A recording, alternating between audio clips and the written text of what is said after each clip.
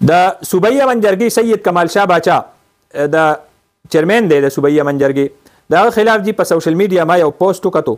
نو ضروري مې ګڼله چې په دې باندې خبره وکړم او صوبایي منجرګي ته نه زما نه د بل چا د سرټیفیکیټ ضرورت شته چې د هغې په حق کې یو څو خبرې وکړي او وایي چې دا ډېر ښه کار دی. صوبایي منجرګه په خپله بذات خود هغه یو ماډل دی او ټوله دنیا د هغې د تعریف هغه چغې وایي. صوبایي منجرګې ته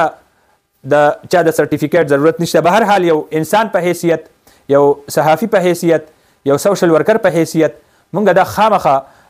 دا اواز به هم کوو او دې حوالې سره به خبر هم کوو. ګرانو کتونکو د صوبایي منجرګې چیرمن سید کمال شاه باچا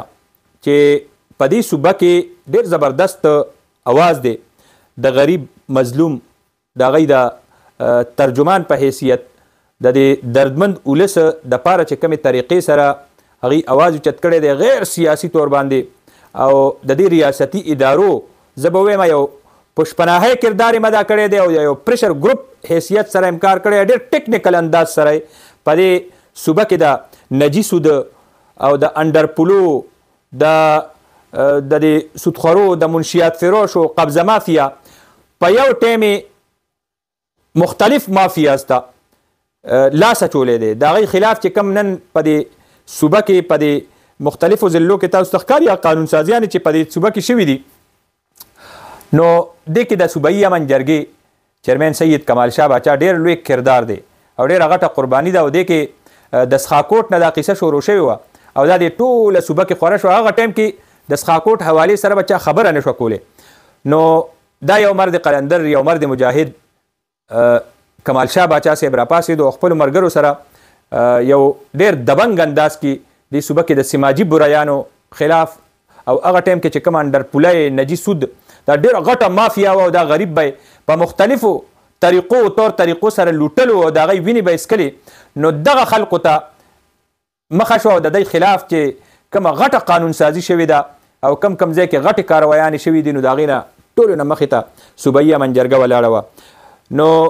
چې دومره غټ مافیاز ته کم خلق لاس اچوي نو بیا مافیاز مختلف هتکنډې استعمالوي او ما نن چې د صوبایي منجرګې چیرمن د هغې حوالې سره یو ډېر فیک او دغه غوندې تصویر هغه ما صحیح کو نو ما ضروري ګڼله چې زه په دې باندې دا خبره وکړم چې زما د هغه ریاستي ادارې، هغه پولیس، هغه پاک آرمي، هغه چې کوم قومي ادارې دي زمونږ د قانون مقتدر قوتونه دي چې د هغوی په پش باندې دا صوبایي منجرګه ولاړه ده او د هغوی دپاره کار اسان کړی دی او په دې عوامو کې د خلقو د فلاح و بهبود دپاره او د دې ادارو چې کم کار دی هغوی ته کار اسان کړی دی او هغوی ته سپورټ ورکړی دی. په داسې حالاتو کې چې کم سیاسي مداخلتي په دې تاڼو کې کم مسلې راځي، عدالتونو کې مسلې راځي او په سماج کې کم رکاوټونه راځي د قانون نافذ کولو په اړه نو په دې کې ډېر لوی سپورټ دې صوبایي منجرګې ورکړی. نو دا د هغوی امتحان دی چې د دې تحقیقاتو کې کم داسې څه تصویران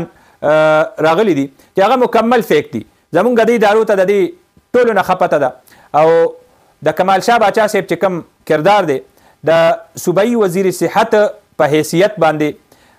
هغه په دې صوبه کې ډېر زبردست کردار ادا کړی دی او د هغې نه راوالي بیا د 2001 نه پس د 2005 نه پس دلته چې کوم د صوبایي منجرګي کوم تحریک شروع کړی دی نو دا یو عامه خبره چې داسې قسمه خبرې اختلاف او بیا چې کوم مافیاز ته لاس اچیږي نو هغې کې زمونږ د دې دننه نه چې کوم یو مافیاز دي په دې ادارو کې هم داسې خلق ناست دي چې هغوی دا نه غواړي چې دلته د خلکو ته انصاف میلو شي. خو به هر حال دا یو د پریشر په وجه باندې بیا دا کار تر سره رسي. نو دا موجوده چې کوم قبیح حرکت شوی دی د صوبایي منجرګې د چیرمن سید کمال شاه باچا د هغه خلاف چې کوم یو پوسټ شیر شوی دی یو ډېر غلط انداز کې د هغې خلاف چې کوم بیانیه جوړولو کوشش شوی دی نو دا د دې ادارو په مخ باندې هم څپېړه ده او دا د هغوی فرض دي. دا زه وایم چې دا د دې ادارو خلاف بنیادي طور باندې شوي دي، دا د دې سټیټ خلاف هم دا قدم دی او دا صرف د صوبایي امن جرګې خلاف نه دی، دا د هر غریب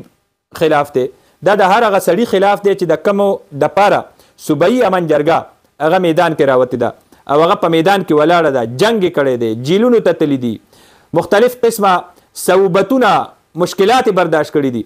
او د دې غریب ولس په زخمونو باندې مرهم پټۍ ایښي دي، د هغې د زخمونو ملم جوړ شوي دي. زه وایم دا موجوده چې کوم حرکت دی نو دا انتهایی قبیح حرکت دی او کمال شاه باچا صاحب ته دې حوالې سره سرټیفیکیټ ضرورت نشته، نه زمونږ د خبرو ضرورت دی چې مونږ په دې باندې خبرې وکړو چې دا فرښته ده، هغه فرښته ده الله تعالی هغه د خپل یو حیثیت ورکړی دی، خو زمونږ د خپل یو فرض جوړیږي. زړه مې خفه شو په دې باندې چې دا خو زما د دې ادارو خلاف یو کوشش شوی دی، زما د حکومت خلاف یو کوشش شوی دی، زما د پولیس،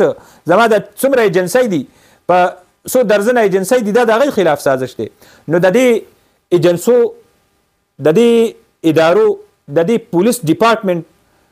د دې فرض جوړیږي چې کومو خلکو دا قبیح حرکت کړی دی نو چې هغه صوبایي امن جرګې ته وښیي او د ټول قوم ته مخې ته راوړي چې صوبایي امن جرګې د وجې نه دا مافیا ده، دوی ته دا تکلیف رسېدلی و، د غریب ولس مظلوم خلکو په مقابله کې صوبایي امن جرګې د دوی ګریوان ته لاس اچولی و او دوی د صوبایي امن جرګې